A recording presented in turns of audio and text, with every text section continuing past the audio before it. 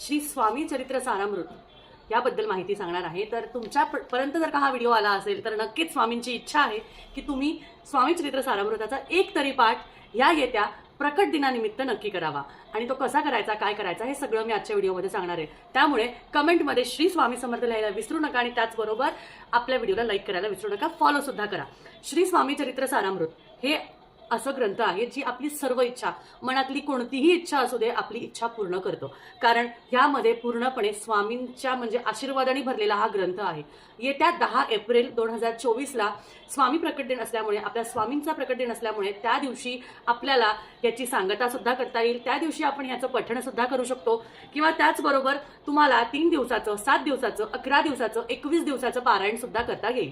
आता 3 दिवसाचं करायचं असेल तर 10 तारखेच्या आधी 2 दिवस धरायचे, म्हणजे 3 दिवस, 8, 9, 10, 7 दिवस असेल तर 7वा दिवस 10व्या तारखेला येईल तसं पकडायचं।